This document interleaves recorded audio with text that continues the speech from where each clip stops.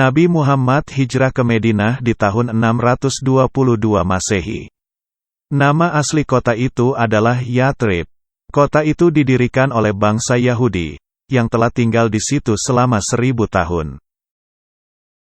Terdapat 3 suku Yahudi besar di Yathrib. Yang pertama adalah Banu An-Nadir, yang diketuai oleh Huyai bin Akhtab. Dia adalah ayah dari Safiyah binti Huyai, yang kelak jadi istri Nabi di peristiwa perampokan Yahudi Khaybar. Suku kedua yang lebih besar adalah Banu Qainuqa. Suku ketiga adalah suku Banu Quraiza dengan ketuanya Ka'b bin Asad. Semua referensi kisah ini diambil dari 1. Sirat Rasul Allah oleh Ibnu Ishaq, halaman 461-462. Ini adalah riwayat hidup atau sirah Nabi yang paling awal di seluruh dunia Islam.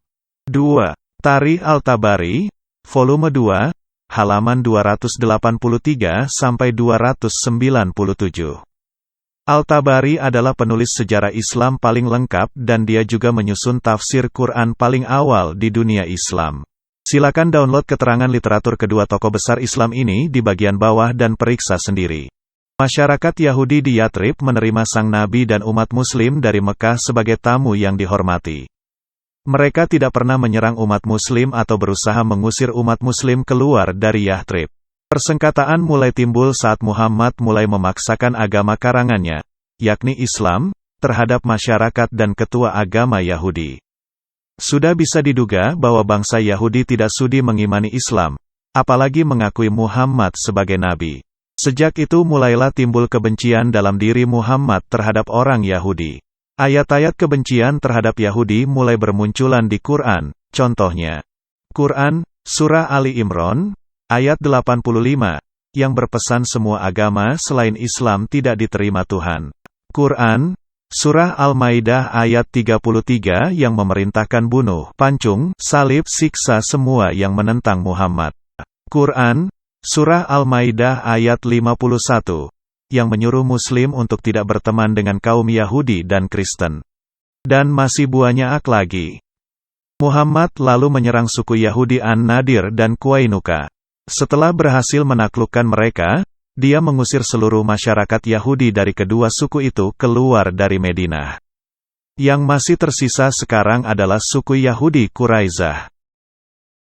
Nabi sudah lama bercita-cita membantai mereka semua. Akan tetapi, sebelum hal itu bisa terlaksana, suku Quraisy dari Mekah datang menyerang umat Muslim di Madinah, sehingga terjadilah perang Kandak atau perang parit. Untuk menghadang laju tentara Quraisy, Muhammad memerintahkan tentara Muslim menggali parit yang panjang di depan kota Madinah. Meskipun terdapat persengketaan antara pihak Muhammad dan bangsa Yahudi, masyarakat Yahudi Quraizah tetap bersedia membantu pihak Muslim dengan menyediakan berbagai peralatan perang dan cangkul untuk menggali parit dalam menghadapi tentara Quraisy. Tapi kebaikan mereka itu tidak mengubah niat jahat dalam benak Muhammad. Agar lebih jelas jalan ceritanya, mari kita simak ilustrasi berikut. Setelah perang Kandak selesai, Muhammad kembali ke Madinah, ke rumah Salama, yang adalah salah seorang istrinya. Salama, siapkan air untuk mencuci rambutku. Baik Rasulullah. Saat sedang mencuci rambutnya, Muhammad berpikir, sebaiknya aku gunakan kesempatan ini untuk memusnahkan orang-orang Yahudi Quraizah itu sampai ludes semua selamanya. Dia cepat-cepat menemui Ali bin Abu Thalib. Ali, Jibril memerintahkanku untuk menyerang Banu Quraizah. Perintahkan para prajurit untuk tidak melakukan sholat asar dan segera berbaris menuju benteng Banu Quraizah. Baik Rasulullah. Muhammad mengendarai keledainya dengan 3.000 pasukan Muslim yang berbaris bersamanya. Setelah mencapai benteng Banu Quraizah, tentara Muslim lalu mengepung benteng itu. Tentara Yahudi mengamati tentara Muslim dari benteng mereka. Muhammad berteriak pada mereka, dasar kalian monyet, rasakan penghinaan dan pembalasan Allah pada kalian. Orang-orang Yahudi menjawab, wahai Abul Qasim, kamu kan bukan orang kasar. Mereka menyindir Muhammad karena mengira itu akan membuatnya malu dengan perkataannya yang kasar. Setelah itu, para tentara Muslim mulai melepaskan anak panah mereka kepada orang-orang Yahudi. Tapi usaha mereka sia-sia belaka. Seorang tentara Muslim terlalu dekat saat mendekati benteng. Sehingga seorang wanita Yahudi bisa menjatuhkan sebuah batu giling dari atas benteng, dan jatuh menimpa tentara Muslim itu hingga dia tewas. Muhammad marah sekali melihat kejadian itu. Awas perempuan itu, tunggu pembalasanku. Tentara Muslim terus mengepung benteng itu selama 25 malam. Di dalam benteng, masyarakat Yahudi mulai merasakan tekanan berat. Kita tidak punya makanan lagi. Kita tak bisa terus tinggal di sini. Huyai bin Akhtab, ketua suku Yahudi Banu Nadir, berada di dalam benteng untuk membantu Ka'b bin Asad, ketua Banu Quraiza. Sudah jelas bahwa Muhammad tidak akan membiarkan kita sampai kita semua mati. Tampaknya, memang begitu. Masyarakat Yahudi merasa kelaparan dan putus asa. Aku tak punya makanan apapun untuk anak-anakku. Iya, keadaanku juga begitu. Ka'b bin Asad berkata kepada masyarakatnya, Wahai orang-orang Yahudi, kita bisa melihat apa yang sedang terjadi pada kita semua. Aku menawarkan 3 pilihan. Pilihlah yang terbaik. Kita mengikuti Muhammad dan menerimanya sebagai nabi dari Allah, maka nyawa, harta, wanita dan anak-anak kalian akan selamat. Kami tidak akan meninggalkan hukum Taurat dan tidak akan menggantinya dengan apapun. Bagaimana jika kita bunuh anak dan istri kita? Lalu para pria bertempur melawan Muhammad. Jika kita semua mati, ya sudah, tapi setidaknya kita tidak usah khawatir meninggalkan anak-anak kita. Bagaimana mungkin kita bisa membunuh anak istri sendiri? Lagi pula, gimana kita bisa hidup jika mereka semua mati? Usul terakhir nih. Gimana jika kita tiba-tiba menyerang Muhammad malam ini? Tentunya dia tidak mengira kita bisa melakukan ini karena sekarang kan hari Sabat. Kami tidak mau melanggar hukum hari Sabat.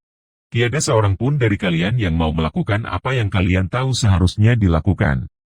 Ka'b bin Asad lalu mengirim seorang utusan kepada Muhammad. Temuilah Muhammad dan mintalah Abu Lubabah dari Banu Aus.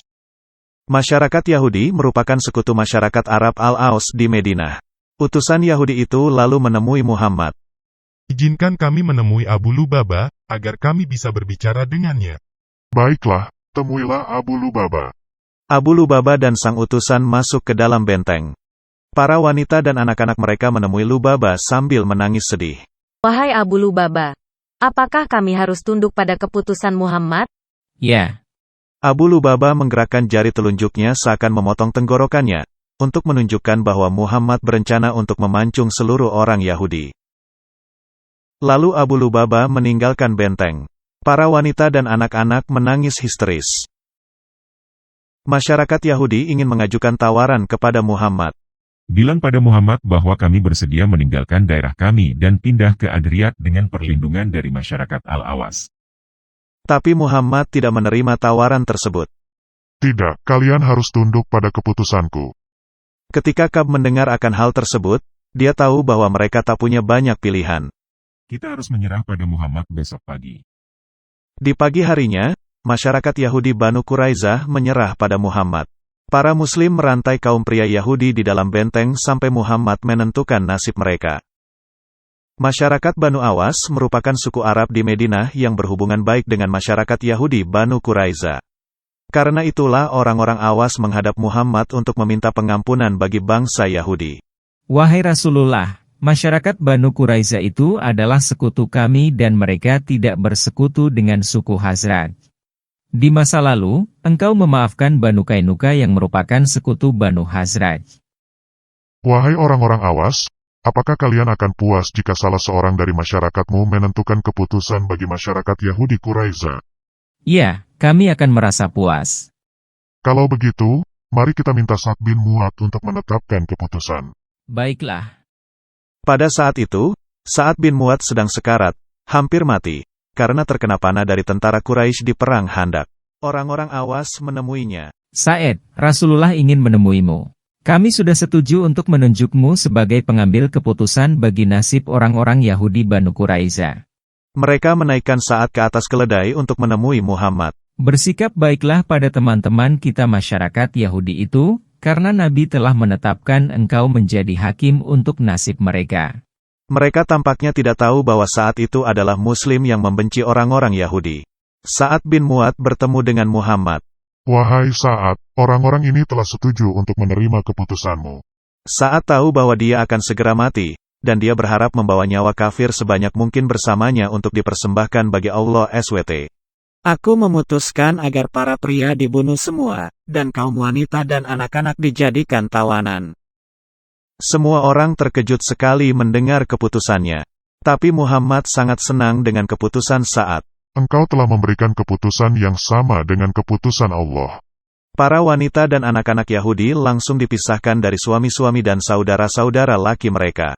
Kekayaan masyarakat Yahudi Banu Quraizah, juga ternak mereka, dibawa keluar sebagai jarahan atau rampokan perang bagi umat Muslim. Tentara-tentara Muslim membuang minuman anggur milik Banu Quraizah. Parit panjang digali di sekeliling pasar Madinah. Sekitar 800-900 tawanan Yahudi dibagi-bagi dalam kelompok yang terdiri dari 5 atau 6 orang, dan tangan mereka diikat di belakang. Anak-anak laki yang telah tumbuh bulu kemaluannya dianggap sudah dewasa dan harus dibunuh juga. Ini dikisahkan pula di hadits Sunan Abu Dawud nomor 3826. Anak kecil yang melanggar hukum haid. Aku termasuk salah satu dari tawanan Bani Quraizah. Mereka mengamati siapa yang telah tumbuh bulu kemaluannya maka akan dibunuh, dan siapa yang belum tumbuh bulu kemaluannya maka tidak akan dibunuh. Sementara aku termasuk orang yang bulu kemaluannya belum tumbuh. Ali, Al-Zubair, dan para tentara Muslim sibuk mengasah pedang-pedang mereka. Muhammad duduk di depan parit untuk melihat jalannya hukuman pancung. Setiap kelompok yang akan dihukum penggal dihadapkan terlebih dulu pada Muhammad. Sahih Tarikh At-Tabari, volume 2, halaman 290. Lalu leher mereka dipukuli, dengan pedang, di dalam parit tersebut. Mereka dipublikasikan, ditunjukkan, ke hadapan beliau secara bertahap. Setiap kelompok dibawa ke hadapan parit. Mereka dipaksa bertekuk lutut. Ali mulai memotong leher mereka. Tentara Muslim lain pun mengikutinya. Kepala para tawanan mulai bergulir ke dalam parit. Setelah itu kelompok lainnya digiring maju, menghadap parit. Para prajurit Muslim lalu mulai memotong leher mereka satu persatu. Para wanita Yahudi menjerit, menangis histeris. Tentara Muslim mulai menarik anak-anak lelaki, sedangkan para ibu mereka mencoba menahannya. Anak-anak laki usia 10, 11, 12 tahun, juga mengalami hukuman yang sama. Wanita Yahudi yang membunuh seorang tentara Muslim dengan batu penggiling juga dipenggal. Huyai bin Hatab, pemimpin Yahudi Banu Nadir, juga digiring ke ladang pembantaian. Ingat, dialah ayah dari Safiyah binti Huyai yang kelak menjadi istri Nabi, setelah Nabi membunuh seluruh sanak keluarganya di Khaybar. Wahai masyarakat Yahudi, tiada yang salah dengan perintah Tuhan. Pembantaian massal masyarakat Israel ini memang sudah ditakdirkan Tuhan. Lalu dia disuruh berlutut, dan tentara Muslim memenggalnya.